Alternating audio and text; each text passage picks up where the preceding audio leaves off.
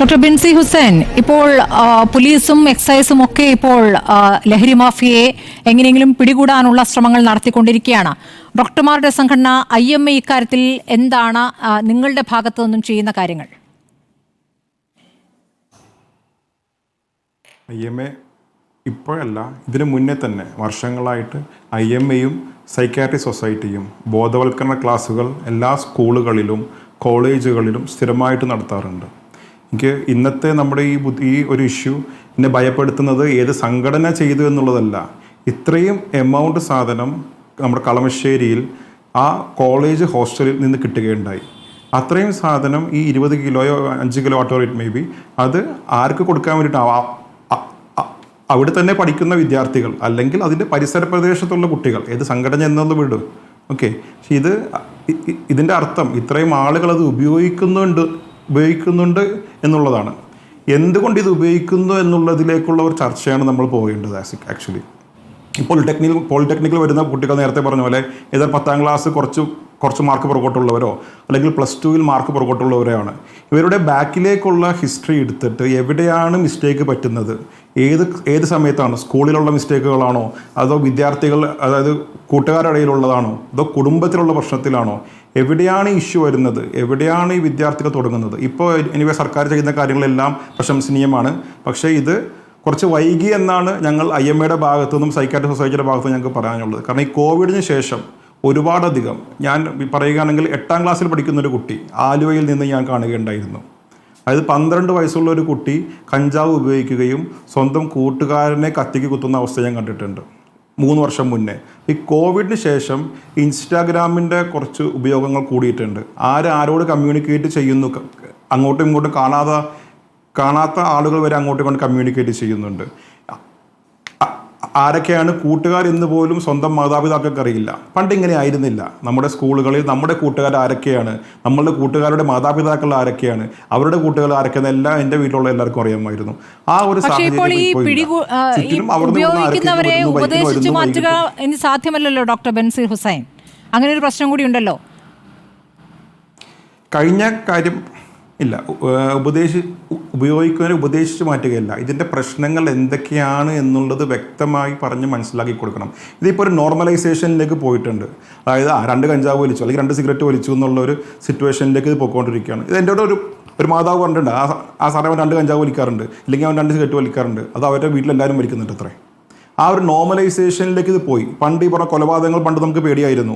പണ്ട് കഞ്ചാവ് ഉപയോഗിക്കുന്നത് നമുക്ക് നമ്മൾ ഞെട്ടുമായിരുന്നു. പക്ഷേ ഇപ്പോൾ ഡെയിലി ഈ ജനുവരി 1-ാം തീയതി ഞാൻ എല്ലാ ദിവസവും വാർത്ത നോക്കുന്നുണ്ടായിരുന്നു. എല്ലാ ദിവസവും എന്തെങ്കിലും ഉണ്ട്, ലഹരി പിടിച്ചു.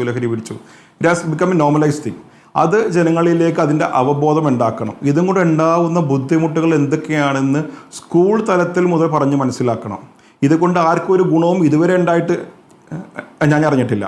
ഇതും കൊണ്ട് ഉണ്ടാവുന്ന ബുദ്ധിമുട്ടുകൾ, കുടുംബത്തിലുണ്ടാവുന്ന ബുദ്ധിമുട്ടുകൾ, പോലീസ് പിടിക്കാനുള്ള ബുദ്ധിമുട്ടുകൾ, ഇത് കാരണം സമൂഹത്തിലുണ്ടാകുന്ന പ്രശ്നങ്ങൾ, സാമ്പത്തികമായ പ്രശ്നങ്ങൾ, ഇതെല്ലാം വിദ്യാർത്ഥികളെ ചെറുപ്പകാലം പറഞ്ഞ് മനസ്സിലാക്കുക എന്നുള്ളതാണ്.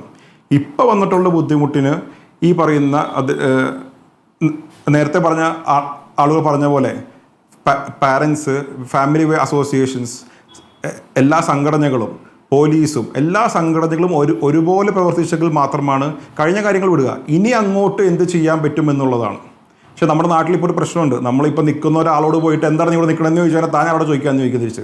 ഒരു സദാചാര പോലീസ് കളിക്കാൻ പാടില്ല. ഇങ്ങനത്തെ അനുഭവങ്ങൾ ഒരുപാട് പേർക്കുണ്ട്.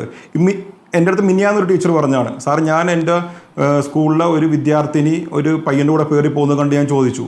പിറ്റേ ദിവസം ഇവൻ എൻ്റെ മുമ്പിൽ ബൈക്ക് വട്ടം കറക്കുന്ന ഒരു അവസ്ഥ ഉണ്ടായിരുന്നു. എൻ്റെ മുമ്പിൽ ബഹളം വെച്ചുകൊണ്ട് വട്ടം കറക്കുന്ന അവസ്ഥ ഈ പെൺകുട്ടി ഇരുത്തിക്കൊണ്ട്. പിന്നെ ഇതുവരെ ആ ഒരു വിദ്യാർത്ഥിനിയോട് ടീച്ചർ മിണ്ടിയിട്ടുള്ള ടീച്ചർ പറയുന്നത്. കാരണം ടീച്ചർമാർക്ക് പേടിയാണ്, ഇവരെന്ത് ചെയ്യുമെന്നുള്ള ഒരു അവസ്ഥയാണ് എല്ലാവർക്കും ഉള്ളത്.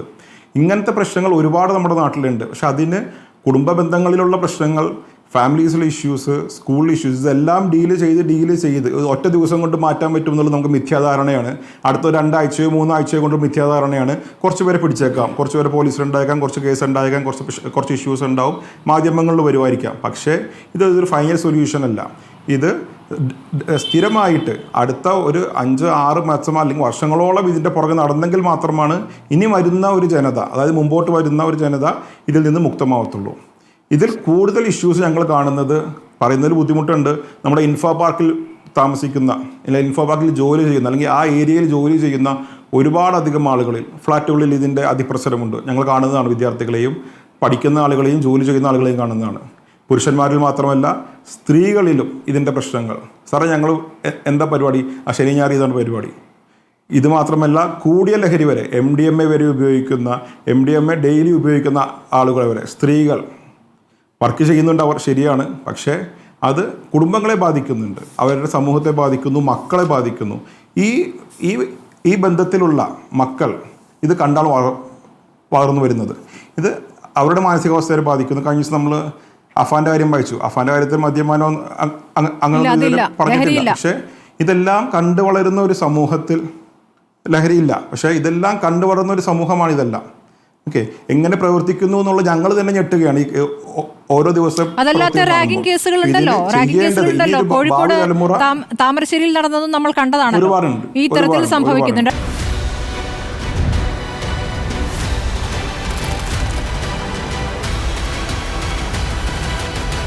ഡിബേറ്റ് വിത്ത് സ്മൃതി പരുത്തിക്കാട്.